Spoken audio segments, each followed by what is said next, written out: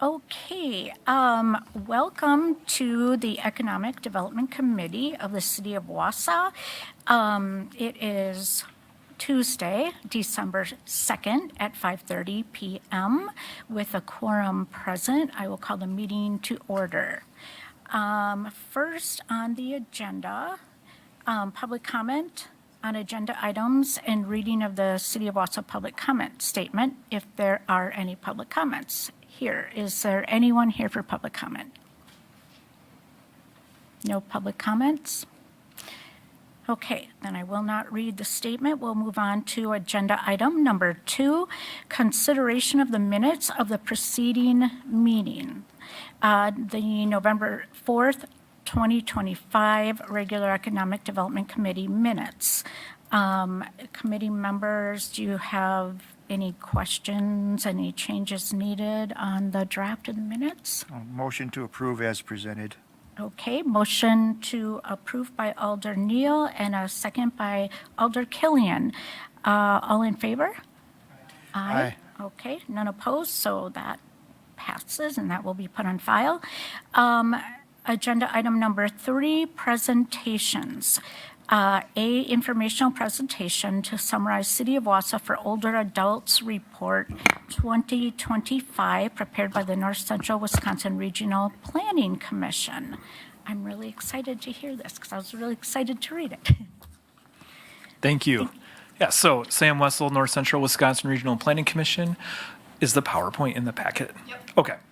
So I will give a brief overview of a study that you guys hired us to do. And we're just going to go slide by slide. And we can take questions as I go along, or we can wait till the end. It's up to you guys.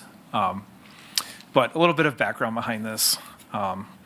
Is there a slideshow by chance? That's the report itself. Okay. Yeah, let's go ahead to the slideshow just because I condensed a bunch of stuff to be more legible on a screen. Okay.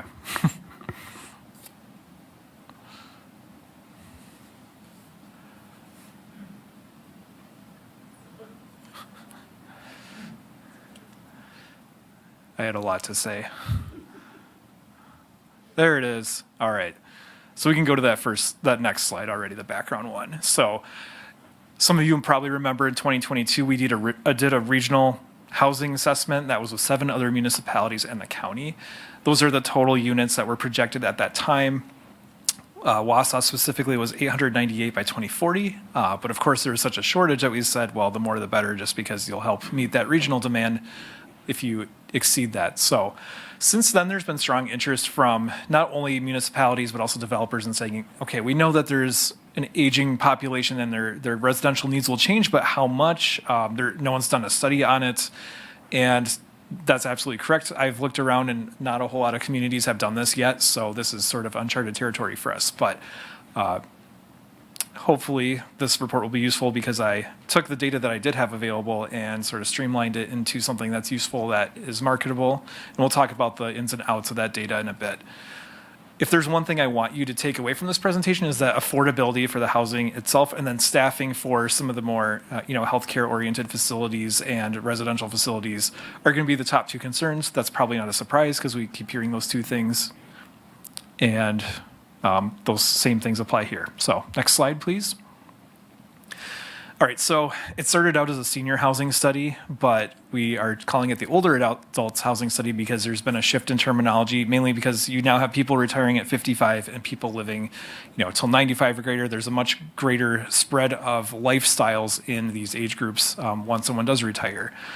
So we focus on these 3 age groups, 55 to 64, 65 to 74, and 75 plus throughout the study, because the percent of people who are owner occupied versus renter occupied, or a percent of people needing a certain type of care, change throughout those 3 age cohorts. One thing I want to explain is that these projections don't add more units to the previous study. They're just showing the share of housing that's projected to be occupied by people 55 plus, and hopefully I can explain that a little better as we go along. We don't really have updated housing unit projection or household projections from the census data. DOA came up with new population projections that are lower than the ones that we were working with at the time we did the 2022 study. But because we don't have household projections yet, I did my best to just base it on sort of current trends. So let's move on to the next slide. I'm not going to spend too much on this because it's a lot of text for a slide, but basically everything in bold is sort of peak demand. You can see that first wave between 2030 and 2040 driven by baby boomers, then that second wave, 2040, 2050, starting to be driven by millennials. After that, there's sort of a decrease in that 55 plus age group between the two, so that'll be interesting in how we structure this, and I'll explain that in a bit. Next slide.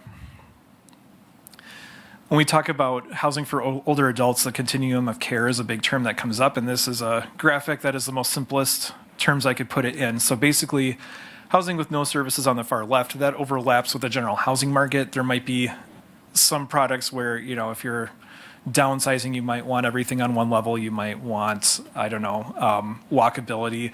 That would overlap with the general housing market. And the challenge there is that a lot of first-time homeowners also want those things, you know, the starter home. So that's kind of already what's being built, but it's still important to consider in this context. Then you move into housing with some services, also known as independent living. That's where you might have meals provided, you know, more of your chores are taken care of, so you don't have to shovel, you don't have to, you know, those kind of things. Once you move into the next three, assisted living, memory care, and skilled nursing care, this is considered long-term care, and it's much more expensive, it's much more intensive. The different types of long-term care facilities are summarized by those four categories, and that's how the state licenses them, and it's based on things like capacities and the number of hours of care you receive. Next slide. So we looked at a bunch of census data and some other data that we had access to, but we also interviewed some people from around the community to get their take on it to make sure that we were on the right track. And what we found was that 70% of the county and 75% of the city of Wausau households earn under $75,000. So that's the median for everyone, but then you have 3/4 of everyone who is in these age categories under that. So because a lot more people are retired, they're making less. People are living longer, they're staying in their homes longer, they're retrofitting them to be able to live in them longer. And that dramatic shift really hasn't occurred yet where we suddenly have this surge in demand for you know, some of the more long-term care type stuff. But it's coming. So some concerning trends are that debt for older adult households is increasing, and there's a widening gap between, you know, the people who already had a lot of savings going into retirement are generally doing fine, but people who didn't have as much saved up are seeing more of that lost to inflation and other sorts of expenses. 75 and over is most likely to rent just because of the lower maintenance requirements, and also the most likely to need long-term care as they get into those older age groups. And there's this trend too where a lot of people, they'll retire, they'll move somewhere that's more of a destination like the Northwoods or Arizona. And then 5-10 years go by and then traveling is more difficult, maintenance is more difficult, they want to be closer to family. So people often rebound to the Wausau area, especially if grandkids are involved. Excuse me. Some of the other interview takeaways that we got were Wausau's unique in that the main commercial areas are outside of Wausau. So Weston and Rib Mountain are big shopping centers, but they're not connected by transit. So we have to take a look at what that might look like in the future if demand were to increase for that service. New construction is expensive. We all know that. A lot of people earn too much for public assistance, but not enough to afford the basics, you know, just out of pocket. So that's a growing concern as well. We'll see that rapid increase in demand and then that rapid decrease. So we have to see how can we build housing that's flexible so that you don't build all this housing that isn't useful 20 years from now. Condominiums are traditionally one of those things that were senior, older adult oriented, but they're not really being built anymore because of the financing and the liability being too complicated. And we have a lot of rural areas, you know, in every direction of here where if people don't want to drive a half an hour to get groceries anymore, they can't drive, then they might start relocating to Wausau because it's easier to access those things. And then some people will fall into this dual cost burden where, say you have a spouse who needs long-term care, you're paying for that, but you don't qualify for that necessarily, and you might still be paying for your own residence, and that can quickly become very expensive. There's a lot of good things going on. The landing at YMCA, I knew it was a big deal locally, but I didn't realize it's recognized kind of, in the top 10 nationally for just how robust of a program that is. And for those who don't know, that's just basically, they've 80 different programs oriented to this age group. You can take classes, you can take, different activities, different outings. We've got multiple healthcare systems, lots of walking trails, parks. Pickleball is a big one that a lot of people are driving demand for right now of all age groups.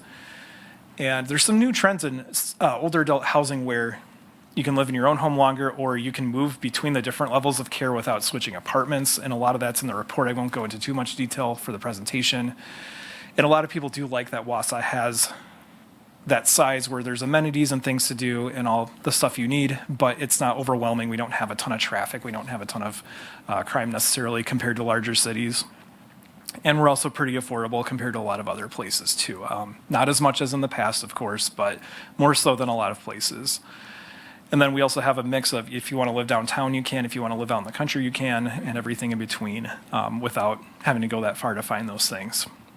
There is an existing transit. There is walkability in certain neighborhoods. And then finally, aging in place technology continues to grow, and there's more interest in sort of multi-generational housing opportunities and programs. So next slide. So the demand I projected for Marathon County, because the state projections do age groups at the county level, they don't do it at the city level. So it's here for everyone to use. So I want you to keep that in mind. And I base it off current trends. So what does the income distribution look like for these older adult households? What are the owner occupancy rates, and what are the percent of people needing different levels of care?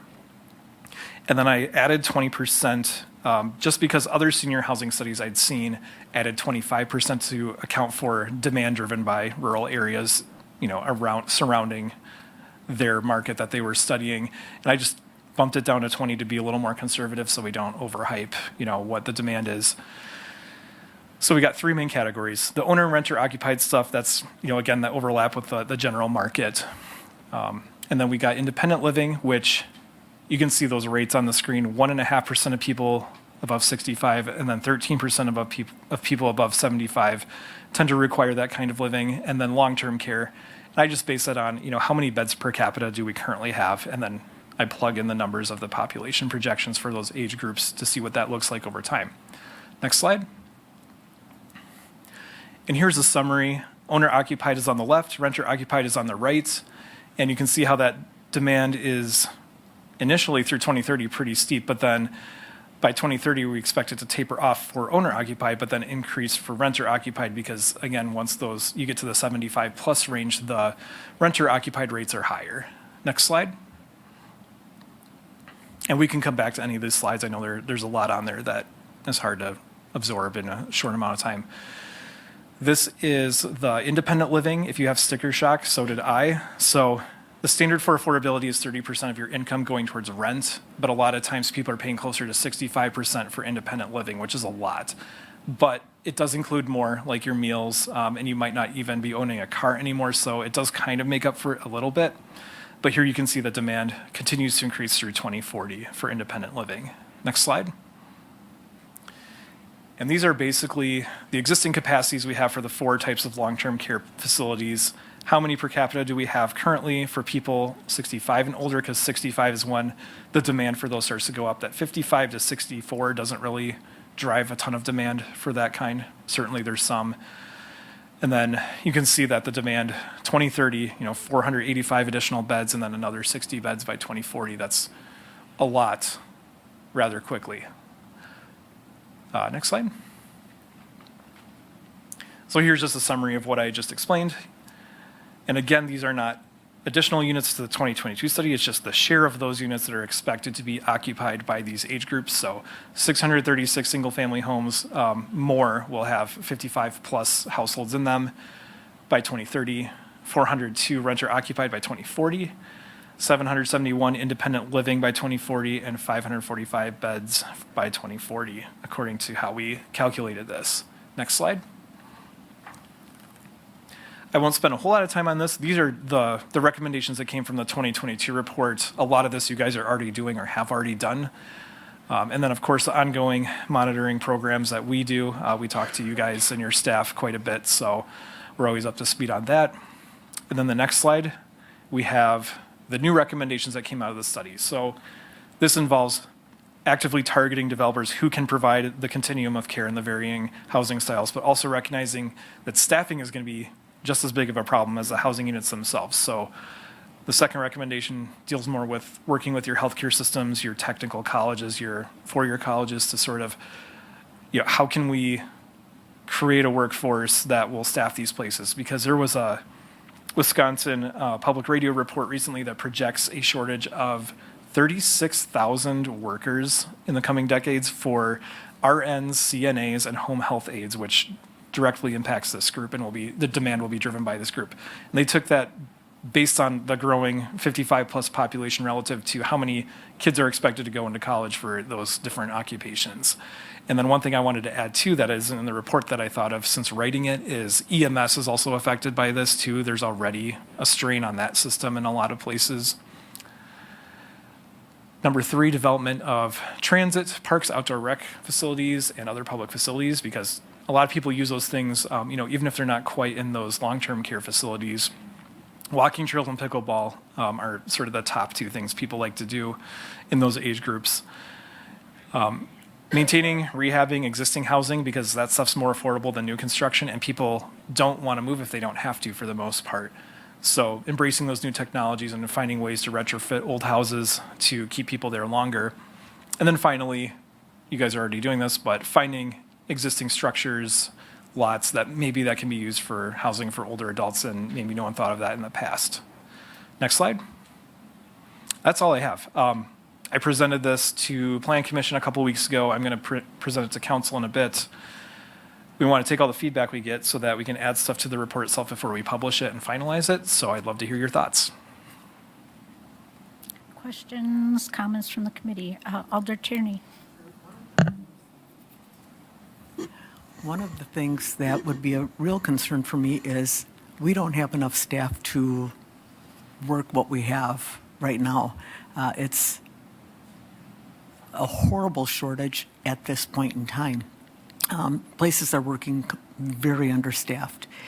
And to build anything additional to staff it would be ridiculous. There is no staff and it's not going to get better. But, I do see a need for it. And I do think that there is a plan for it downtown here. And I don't see where we have the money in our budget at this point in time to give or to assist anybody in that. We have been assisting a lot in affordable housing right now. And this city's in a world of hurt when it comes to debt. So I think there's 2 big concerns there. One is staffing, and one would be if they come to the city for money, because I did see that you had TIDs up there, and we have to look at retiring some of the TIDs instead of keeping them going on and on and on, but that's just my personal thoughts. Thank you for the presentation. You've got a lot of work into that. Thank you. Questions from the committee?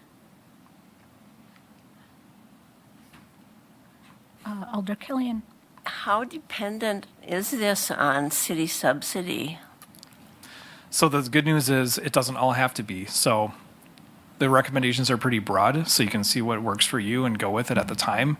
But a lot of the stuff like recruiting developers and just sort of, talking to the surrounding municipalities and saying, what are we going to do about this, or your local healthcare and stuff, it doesn't necessarily have to be a big ticket, item or a huge staff time thing. It's more of we haven't been thinking about this and everyone kind of agrees, and now we have something to start with, with the conversation, and maybe people will start coming forward, different developers saying, well, I'm interested in doing this, and then the city can help make it happen. It doesn't necessarily have to be in the form of a financial support, but just not standing in the way if there's interest. So there's a variety of stuff in there, and there's a lot that is hard to fit onto a slide that I didn't want to overwhelm everyone with, but I encourage you to read the whole thing and see all the different ideas. One thing too is if you do read it, you'll notice that there's some sort of bougier housing stuff in there that some, I would never be able to afford, or no one in my family could, but if an opportunity like that comes along, that's one where I would say, okay, don't necessarily subsidize or facilitate that. But if someone wants to build it and there are some people who want to live in it, don't say no, because it's, if you're getting somebody out of their house into something that's more geared toward their changing needs, then that house gets freed up for someone else. So, So it's a nice process. Yeah. Thank you. it's a lot. Alder Neal. Thank you. Well, we've looked at needs, and projections of needs. Do we also have access, or are we going to be looking at, there's plenty of communities like ours. Some are addressing this issue very successfully, and some are really missing, the target. Is there sort of research developing some kind of, summaries of where it works, where it doesn't? What are the successful communities doing? To kind of, just maybe be a template for us.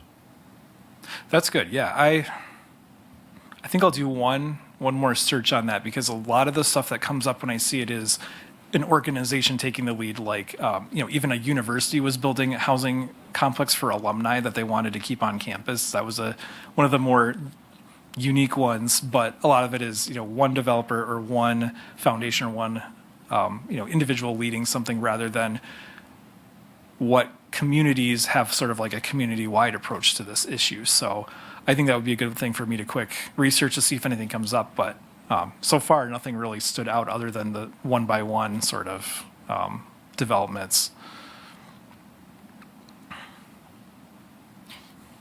Thank you. Alder Tierney. Thank you. My thought process on this too is that this is expensive housing for our elderly. There's a lot of people, as you had said in your presentation, that don't have the money that it takes to rent a condo. In 2020, we were paying $7,000 a month for my dad to be in elder care. And there's not many that take MA anymore. And the cost is astronomical. Very fortunately, we had long-term care for him. But, you've got the Primrose out there that's cash. There, that's it. So I guess besides staffing, the cost of this realistically, it's what keeps people in their homes. They're paid for. And even though there's work and things that are necessary, it's cost. I think that's the number one concern of the elderly people when they're looking at assisted living or even a higher standard of care. It's cost, and the cost is just astronomical. Yes, definitely. And one thing that came up too is even before you get to long-term care, if you're just trying to downsize, if your house is paid off, but an apartment, costs more than you ever paid per month on that house back when you were still paying for it, that can be a barrier. If you have to fix a roof or a septic system or something before you close on the sale, you might not have that money either. And then even if you can sell it, is something available in your price range? And that's another challenge before you even get to the long-term care. So then when you do get to long-term care, it's even more of a challenge for sure. When I said that I was excited to hear this, not necessarily like excited about, oh, this is great, but I was really interested in this when I read over the packet, because I think it's really important for, I didn't think about that before. So it's an informational. This is a study, this is a trend, and not that you're not saying we necessarily need to do something, but this is a trend and this is how things are changing. Is that correct? Right? Yeah. So this all started when people just said, we know it's coming, but what's the magnitude of it and what do we need to start planning for? So as much as I would love for this thing to have all the answers, it's really just a start for the conversation for the community, and then, what comes next. And, I have a family member aging, and so, I mean, all of this is, there are things that we've been looking at in the past year, and just looking at the numbers and the statistics. Like I said, I guess it wasn't something that was in the forefront of my mind, so I just really appreciated the work that you did and having this information for us as we move forward. So thank you for that, Thank by the you. way. Any other questions, comments by committee members? Okay. And I'll just add that you can feel free to, if you think of something after the fact, shoot it my way and I can research it. Carrie Edmondson has been the one I've been working most closely with on this, so you can provide comments to her as well. Thank you. Thanks Thank so you. much.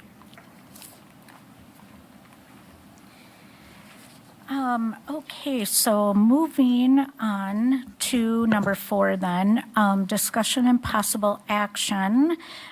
A, approve a memorandum of understanding between the City of Wausau and Idaho Housing and Finance Association, doing business as Finally Home, to establish a partnership for homebuyer education and counseling services. Is that, oh, that's you, okay, I was going to say, we're going to tag team this. okay. Shannon's been doing a lot of the background. Shannon's our HUD certified housing counselor, and we've been providing home buyer education and housing counseling for since 2020 when we were able to get HUD approved. And it's been difficult because we're a very small agency. There's no funding associated with it, and it's been taking up a lot of her time, and because of the regulations with our down payment assistance, it's a requirement. So she's been doing a lot of research, and I give her a lot of credit for trying to find a solution to our internal problem. And she came up with this, and her and Ann Jacobson have been working really hard with this agency to put together this memorandum. So instead of us providing the necessary counseling, we can outsource it to an agency very inexpensively. We would agree to pay for their service, and it will save us money in the long run because of the counseling. We need to do reporting to HUD, obviously, for all the services that we provide, and we have to pay for a reporting system. So when we took a look at what we pay annually for that reporting system to what we might be paying annually for the service, it was a no-brainer. And I would get my person back to help me with all of our block grant stuff. So I'm a little selfish about it too. So if you have, specific questions, they're going to be the expert, but I just want to let you know I'm behind it, and she's done a lot of the legwork, and I'm appreciative of what she's done. Thank you. Alder Tierney? Alder Killian? Sorry. Okay. I do have one specific question. This sounds like a very positive program. The material states that there's an interchangeable English to Spanish content, and that's wonderful, but what about our Hmong population? How is this going to be provided to the Hmong population? Have we given consideration to that? We definitely have. It's a very difficult process. There's no one in the state that even offers housing counseling that speaks Hmong. So it is all through an interpreter, which makes it also very difficult to make sure that that information is actually being provided to them correctly. And this is a very rigid program that I can't confirm that what someone is saying to them is accurate. Idaho, I don't think, has a large population of Hmong speaking people, so it's not a common translation. I can work with them and talk to them and see if there is an opportunity for like a translation line, something like that, to provide services for those individuals. I know in the real estate industry, I've worked with many Hmong families in home buying, and we have had to find individual interpreters. So I would think that that's something the city is going to have to give thought to. How are we going to assure that we have appropriate language for the Hmong population as well? Because that's such a large part of our population. And we take that very seriously too. A lot of times with Habitat households, they qualify for down payment assistance, which requires the housing counseling, of which Shannon can do. However, she doesn't speak Hmong, so then we have to hire someone to come in. And like she says, it's one extra step because the process, the whole counseling session is going to be twice as long because of the translation, but you do what you have to do. The good news is that we haven't seen as many that need it as we had in the past. So, things change, but yes, we would definitely have to work with them to get that translation piece. In the 5 years that I've been here, I've had 2 that I've needed interpreters for, and I work with a lender at one of the local banks who is Hmong speaking, and she helps me out tremendously. So she usually does it out of the kindness of her heart, and has been great. So No, on a one-to-one, you can get an interpreter, but they talked in the presentation in our packet about online information being translated from English to Spanish, and I thought, how is anyone who's Hmong and can't speak English or Spanish going to be able to be involved in this program? It's interesting that there's a lot more advancement in the Spanish-speaking community as far as online training, all that kind of stuff, but it's not with the Hmong community. We work with the Hmong American Center, and they've mentioned that because the Hmong language is not a well-written language, they provide services there that a lot of times, even if we have a mailer, would call there and say, hey, this is what's going on. So if someone gets something from us and they don't know what it is, they typically get a phone call or they stop down by the agency and say, I need help with this. So we're in constant contact with them to explain what's going on so they're familiar of what this mailing might look like. We don't have all the answers, but it is on the top of our. Yeah, I would really be interested if you do talk to them about it, if you follow up with the committee and let us know, what they say and that it's something that's possible. Sure. No, I agree with you. And just All to right. clarify that when we would pay for, the services that we would pay for are for our clients that are utilizing down payment assistance programs here. So we would have a partnership page set up, and anyone can access that partnership page, but the ones that we will specifically pay for are going to be the ones that are utilizing our program. So anybody else outside of that, and same with the language speaking issues, that we wouldn't be addressing them at that point because we're not working with them one-on-one. However, if it was one of our clients, of course, we would do what we needed to do. So, And our program funds allow for that, yes. to pay for that. Thanks.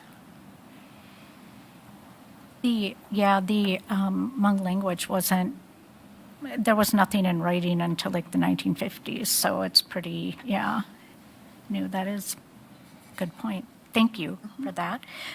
So you need a motion to approve? Should we do each of these separate, I guess, probably, right? Looking for a motion to. For letter A, yes. Yeah, approve the MOU then between the City of Wausau and Idaho Housing and Finance Association, doing business as Finally Home, to establish partnership for homebuyer education and counseling services. So motion by Alder Killian, second by, do I have a second? Okay, by Alder Neal. All in favor? Aye. Aye. Any opposed? Okay, so that motion passes. Thank you again. Item number B, or letter B, extending the life of tax increment district number 7 for affordable housing. So is that's you, Mr. Gaterman? Gaterman, okay. Either way. Thank- Depends on I'll hand- who's saying it, yeah. No, yeah, thank you, Madam Chair. So, per state statutes, we have to decide what to do with the TID when it gets close to the terminancy with it. So we actually do have Marianne on the phone, and I hope she can hop on Teams with us. But ultimately, we are faced with kind of three different options that are outlined in the staff memo that kind of dictates on what are we looking to do with specifically TID 7. So if we're going to get to that. And there's actually a PowerPoint. So this would go both between to finance, our committee, and then ultimately council on trying to determine the final use and the final point of TID 7. So of course, and Marianne, you can cut in whenever, or I can just go through the requirements, but we're allowed to extend for 1 year per state guidelines. With that, 75% of what that increment does has to go towards affordable housing. You know, with that, of course, it has to dictate that 30% of the household's gross monthly income. It's the HUD standards. 25% can be on other housing, and ultimately, we have to adopt a resolution describing the use of these funds, and it has to be done by the first part of January. I'm going to go on. Oh, no problem. So you can kind of see the what TID 7 for 2026 and other revenue. You know, ultimately, we're looking at a total of 2.1, just over 2.1 million. 26 revenue is donated to offset 12 with the deficits from the mall redevelopment. So that's why you're seeing some of the differences of the 2.1. So leaving us with increment of 1.9, and you can kind of see where that money, where share of the increment goes to typically, PNNTC, Marathon County, and then we are the lion's share of what TID comes from because the city, we're the taxing entity. So what we would do ultimately if we had extension, TID 6, we would complete the Thomas Street infill, and we also have North 2nd Street, which we've talked about. We currently have an RFI on that. And then extension of TID 7 would allow us ultimately to look into the redevelopment of MBX property, as well as the redevelopment of 1300 Cleveland Avenue, or looking into that next step.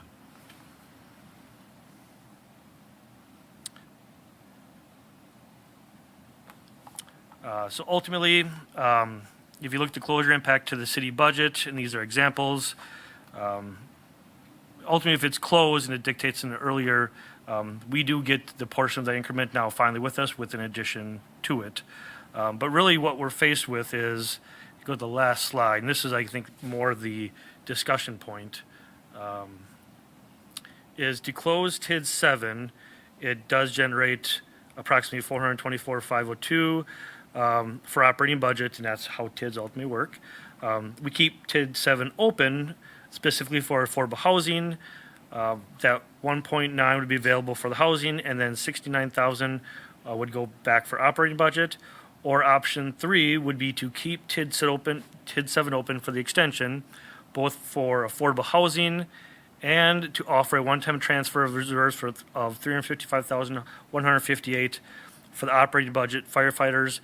Since these funds will not be available to 2028 and ongoing budgets, TID closes with state age 424,502 available for 2027 and beyond. So ultimately, we are looking to discuss and have a recommendation for council on what we want to see with use of TID. Marianne, I think I just... Yeah. Is there anything you want to add into that? I think the only thing would be, we've got a healthy general fund reserve. So this one-time allocation to allow the city to use the 1 year increment, I think would not provide or cause any issues with our fund balance.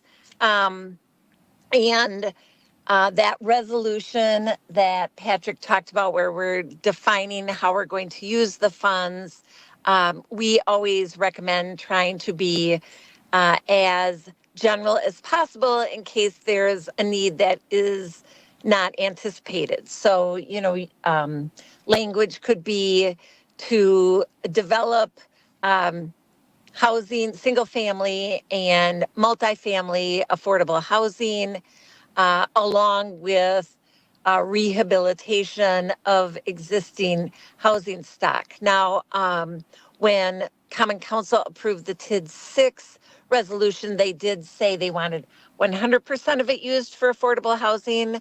So, if that's something that council felt strongly about, you could certainly add that if that was, the direction that you wanted to go in. And,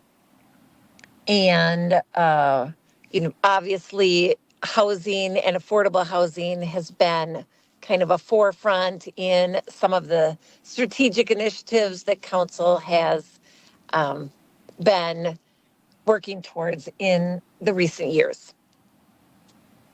So that's all I have to say.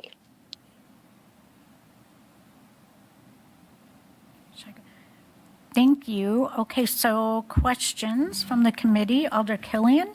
Not a question Or as comments? much as a feeling.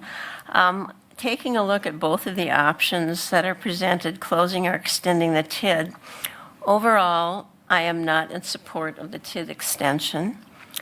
I noted that if extended, it was proposed that money could be tentatively allocated for affordable housing for 1300 Cleveland Avenue. It felt to me as though the only thing presented to us as far as funding was from the TID extension. And so I wanted to make sure before I voted on this that I knew there were other options available. I was in touch with the DNR this morning and was provided information with several potential sources of funding for redevelopment. I was actually sent pages of potential funding. And it's important to note that this funding is not a certainty. What has to be done is the city has to submit applications for approval. And then I was told that at that point in time is when the green team becomes important. And the green team then works together, the DNR and the city, to assist in finding what funding is available. I also wanted to find out about federal funding, so I did speak with the congressman's office today to ascertain a type of federal grants and funding that may be available for non-industrial redevelopment. And they were very kind and very helpful, and they are going to be providing me with information on funding that can be used for redevelopment of sites like this.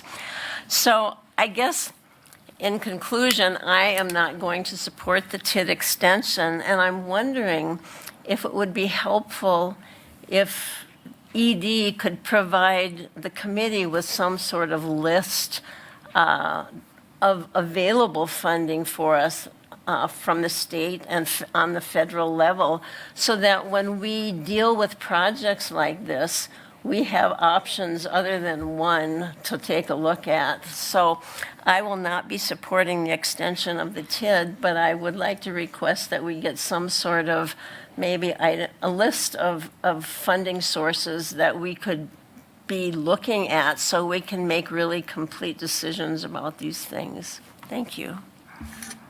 Thank you, Alder Killian. Others? Questions, comments from other committee members? Oh, Alder Henke. Sure. Thank you. Oh, Randy, you want to go ahead first? Go ahead. Sorry, it's kind of a delay, but I just wanted to mention and respond to Alder Killian on this. I'll remind you of what we're currently working on with Thomas Street, and we're continually looking to stack different sources together. For example, with 700 Grand Avenue, we're using the TID extension money for TID 6, as well as utilizing WEDC money at the state level in terms of a brownfield assessment grant. The WHAM grant we applied for back in 2023 in August is still in process for that Thomas Street infill, and it's a very slow-moving process. The advantage of having this funding source available is that we're much more quickly able to respond to needs that we see through our projects and move forward. But we're always looking to utilize as many different sources, and a lot of times we're able to stack them together. Thank you. thank you, Mr. Pfeiffer. Alder Henke? Thanks. I guess a question, would this go to finance then after us, I'm assuming, before council? Maybe a Mary Ann question. I believe so. Because I think they, Yes, it's on finance next Tuesday. And it will be that was introduced at the last meeting and will be up for consideration at this coming meeting. Okay, thank you. thank you. Alder Neal. Thank you. Well, just a couple things to point out. You know, the tentative uses that are indicated in the PowerPoint here it indicate for TID 7 the MBX redevelopment and 1300 Cleveland Avenue. I don't want anybody to have the impression that those are targets for these funds if we secure them. You know, we don't know what MBX could possibly attract in terms of development. We could always, you know, work with somebody and say maybe there could be an affordable housing aspect to a project. You know, maybe 15 or 20% of rooms that fall within that or whatever. Also want to just, I think Randy might have touched on this before in another meeting. That almost 2 million there. When you talk about affordable housing and whatnot, it looks like a big number, but it's not that big. It really does need to fall into a stack of funding sources, as Alder Killian is looking to add to the mix here. But it is $2 million, and if our city reserves, if there's a way to finagle it, sorry to use that word, I just want to make sure that we're not losing anything. And so I guess my question is, we know what we might gain. What might we lose? That maybe that I don't see, already here in these charts, but what might we be losing if we do extend? Is Mary Ann, I'm guessing that would be a question maybe. Yeah, I don't think you would be losing anything. I know, we've had several tax increment districts close in the last, let's say, 10 years. And one of them we did not do an extension for, and the state called me and said, "Are you sure you're not going to do the housing extension?" And I said, "No." And they said, "Oh, okay." So I think it's a popular choice of communities, because I think, kind of similar to what the North Central Regional Planning presented, housing and affordable housing is a challenge, regardless of what age bracket you're in. And so I do think a lot of communities are using this to help them with that challenge. And sure, if I could just add one thing, I think one of the important aspects to consider with the TID extension funds, unlike TID money, which has a boundary that we're required to stay within, these monies can be spent citywide.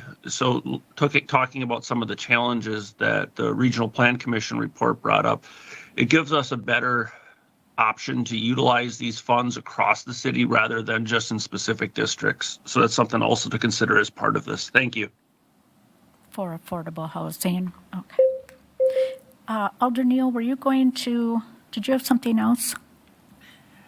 I did, and I lost it somewhere. Oh, okay. If it comes back, yep. If it comes back. Yep. Anyone else? Alder Henke? I guess, are we looking for a motion and a vote tonight? Mary Ann, correct me if I'm wrong, but you're looking ultimately for some guidance from the committee to what the recommendation is for next steps going to council, correct? Yes, and if they wanted to specify a use for it, because the resolution should say how we want to use it. So if you want it on just affordable housing, you would want to include that. If you want it for mixed use and single family, and if you just want it on the development of new versus new and to rehabilitate existing housing stock. I think that was another thing that was mentioned in the North Central Regional Planning is that sometimes remodeling can improve living conditions dramatically without as much expense as new construction. Thank you. Do we need to state that or decide that tonight? Like I would like to vote in favor of it because I'd like to see it go to finance. And I'd like to hear what council thinks. But because there are different options, I guess, I don't know, Alder Neal. Oh, it doesn't have to. Oh, Go ahead, Mary. Go ahead. I was just going to say it doesn't have to be one or the other. You could have a little laundry list of all of the things that you'd like to accomplish with those funds, and you're not required to create, let's say, a budget that specifies this is going to be used for this at such and such dollar amount. It's more of a general statement. Thank you. Thank you. Alder Neal. Thank you. Well, we constantly hear from our constituents, and we see it listed in the top three, desires over and over again. You see it in social media, affordable housing, affordable housing, affordable housing. It is just, that drum is beat constantly. Now, this might be a, darned if we do and darned if we don't kind of scenario, but somebody could look at a no vote tonight and say, well, why would they turn down $2 million for affordable housing when that's something that we think is probably the most important thing this town needs? And it'd be hard to explain why we would not accept $2 million towards that end. It's not the be-all, end-all of our needs, but it's a significant part of a puzzle. So I will support option 3. Thank you, Alder Neal. Alder Henke. Yeah, thank you. I guess sitting here with my economic development hat on, I don't see why we wouldn't keep the TID open for affordable housing. That's why I'll support it here. If I was sitting in finance and sitting with my finance hat on, that might be a different answer. And when this gets to full council, it might be a different answer too. But with that, I guess we make the motions in the affirmative anyway. So I think I'll go ahead and make a motion to keep TID 7 open for affordable housing. Option 3, basically. I don't know if economic development is going to really be the one responsible for the one-time transfer. That sounds more like a finance thing.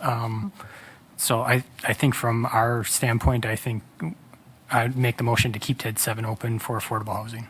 Second. Okay, so a motion by Alder Henke, second by Alder Neal For 1 year. for 1 year, as we were discussing. keep it open for 1 year. Yeah. Okay, motion by Alder Henke to keep TID 7 open for affordable housing for 1 year. And second by Alder Neal. Anything else by members? Alder Killian? I just want to make it clear that if I vote not to keep the TID open, it's not that I am rejecting money for affordable housing.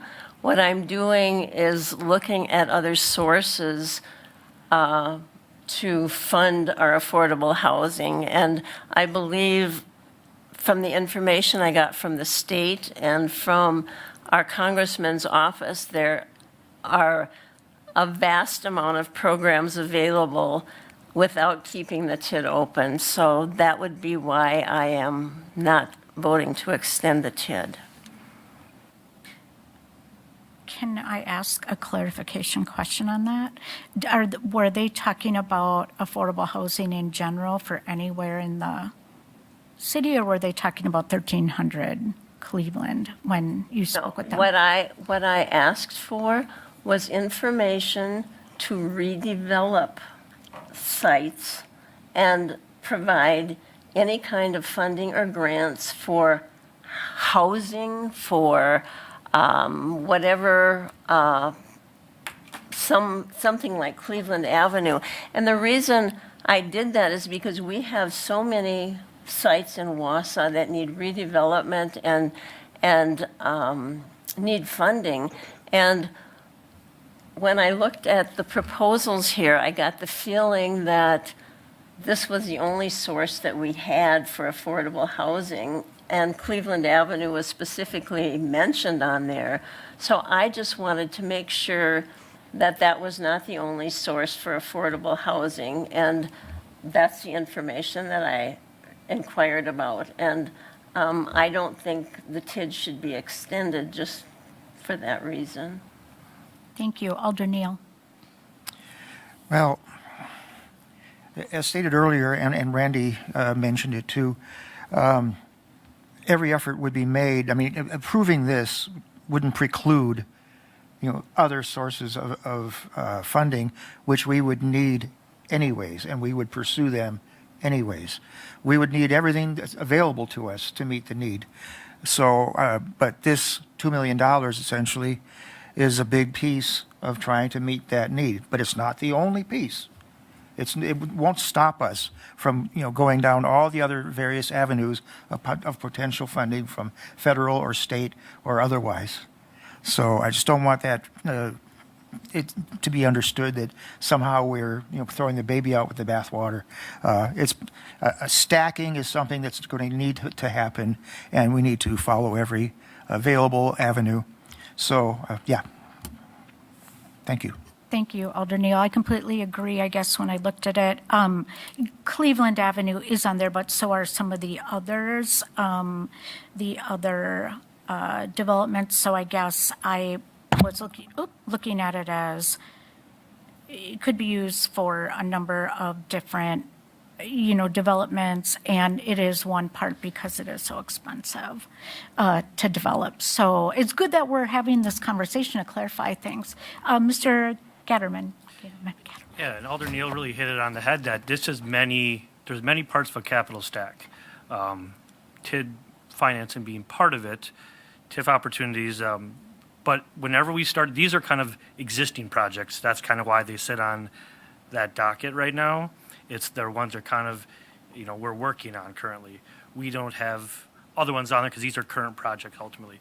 As a great example, MBX, before we do much, we constantly looking for what grants, money is available from state agencies, federal agencies.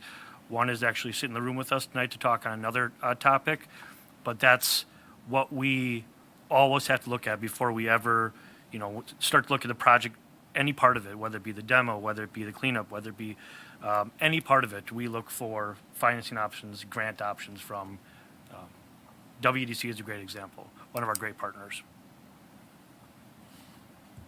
Thank you for that.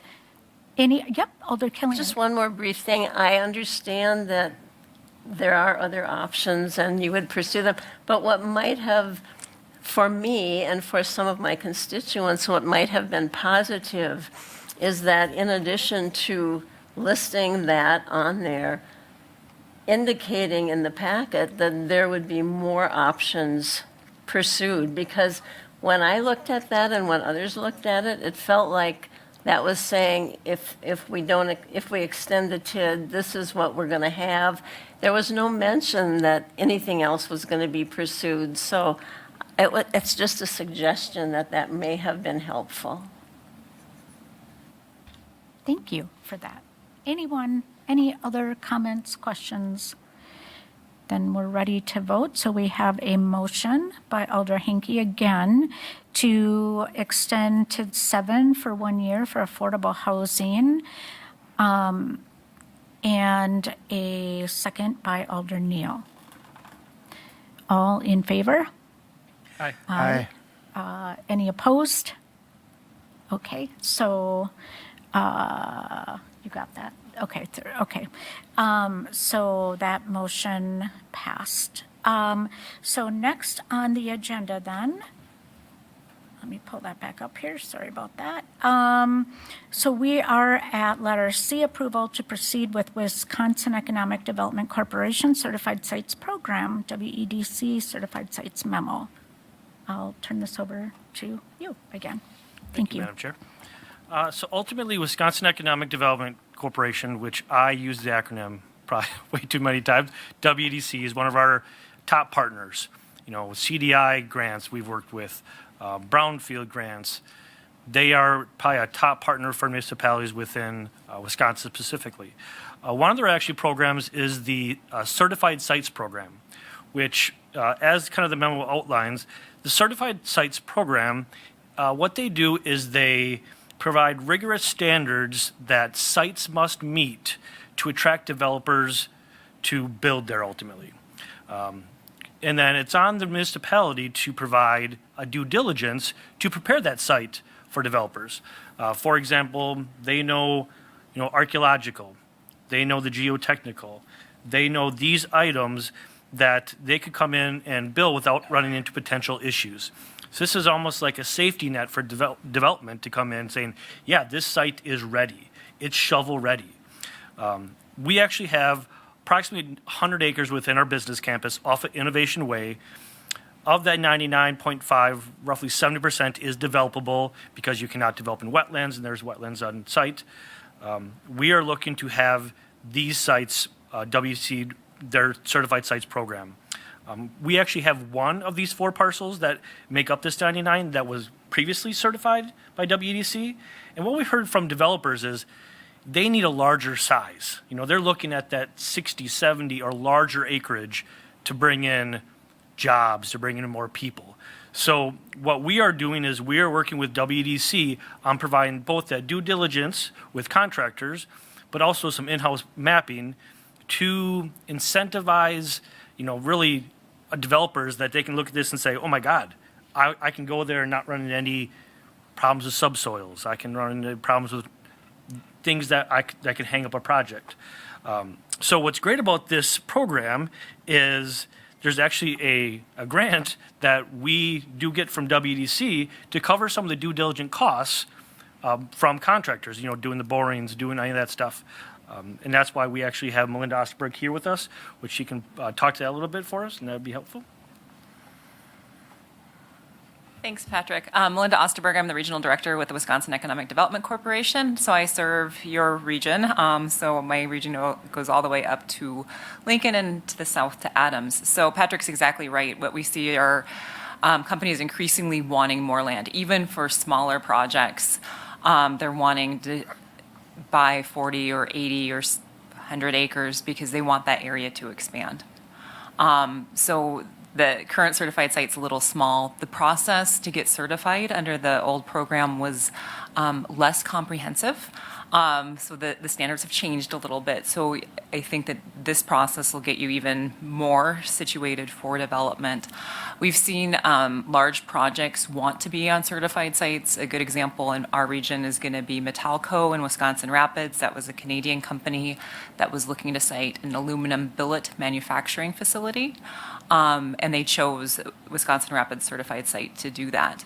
Now, so when the city of Wisconsin Rapids was looking at making that investment, they didn't know that their paper mill was going to be closing. But through good timing, Metalco made that decision to site there in 2018, which is 2 years before the paper mill shut down. So they were hiring actually as that mill was closing. So that just really illustrates the importance of having industrial sites ready for development so that you are prepared for changes in the economy.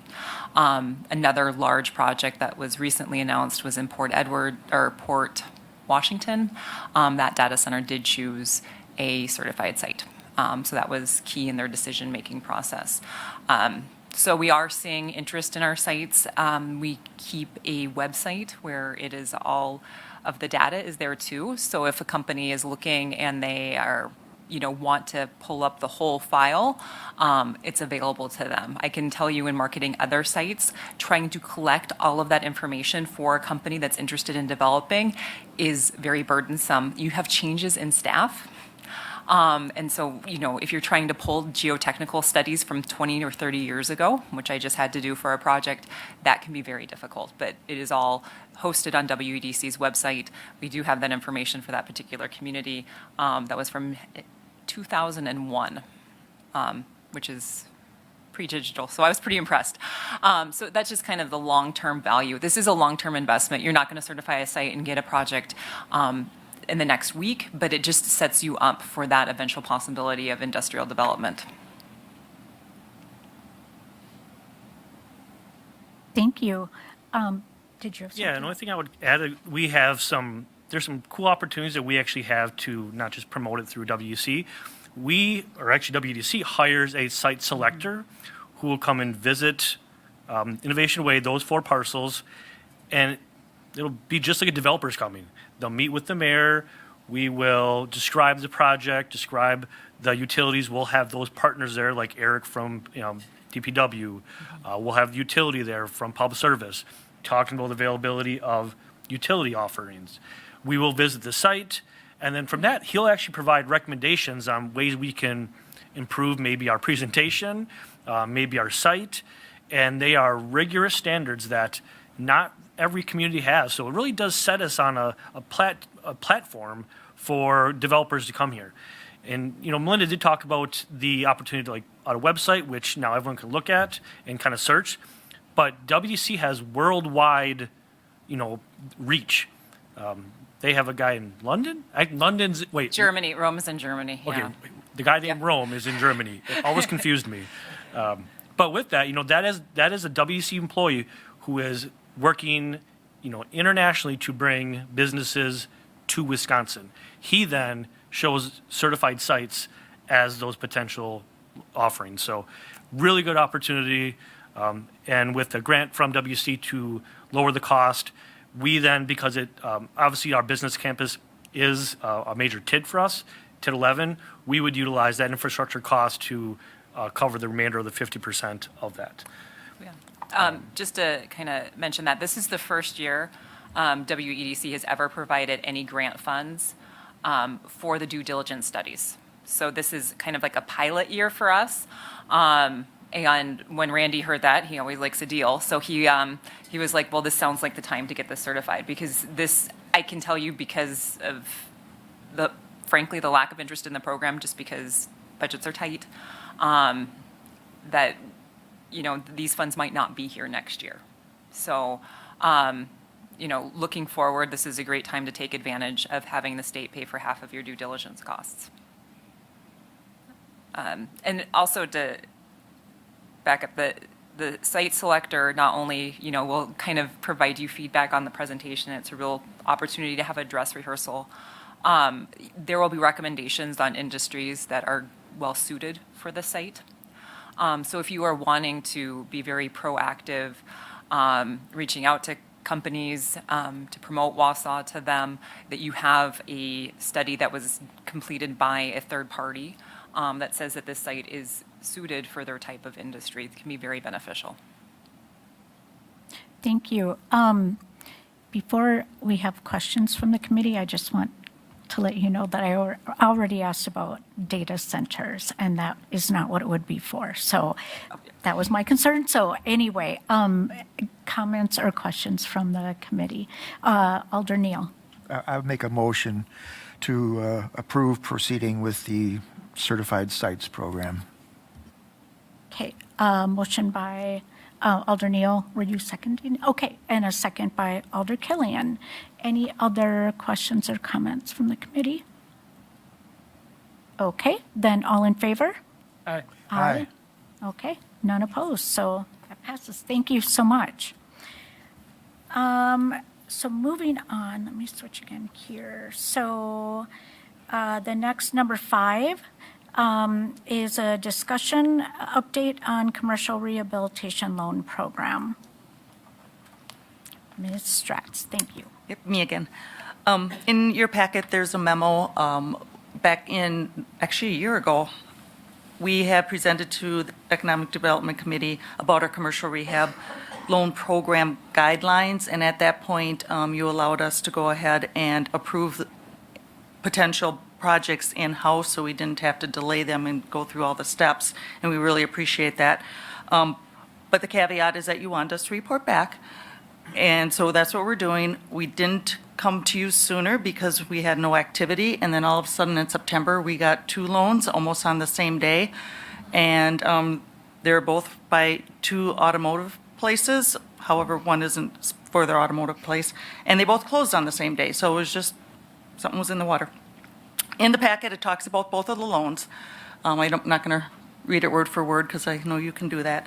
But it also talks about what our inventory is right now. Currently, counting these two that closed, we have 8 that we have closed, loans that we have provided. 6 are making payments as agreed. 1 asked to go down to interest only, which he's been doing, and the property does have an offer on it now. And 1 is extremely delinquent that we have been working on. Unfortunately, sometimes when you're in second or third position, it's a little more difficult, but we do assess late fees, and once you start getting so behind, our interest rate increases too. So there's certain things we're working on to try to motivate them to pay us off. But we're down to about 26,000 in that pot, so I don't foresee much activity happening until some loans get repaid, and then we can hopefully be open for business again. But any questions? None? Okay. Thank you for that. Thank you. Okay, and then next up is I'm looking for someone to read the closed session, make a motion to enter into closed session, number 6. Okay, Alder Neal, thank you. I will make a motion to adjourn to closed session pursuant to Wisconsin State Statute 19.85, Paragraph 1, Sub E, for deliberating or negotiating the purchasing of public properties, the investing of public funds, or conducting other specified public business whenever competitive or bargaining reasons require a closed session in regard to the sale of 424 Burns Street, Wausau. Thank you. So motion by Alder Neal, second by Alder Hinkie. We can roll call. Do we for this? That's what I was wondering. Okay, so roll call vote. And I do that? Okay. Alder Tierney? Alder Hinkie? Aye. Aye. Alder Killian? Aye.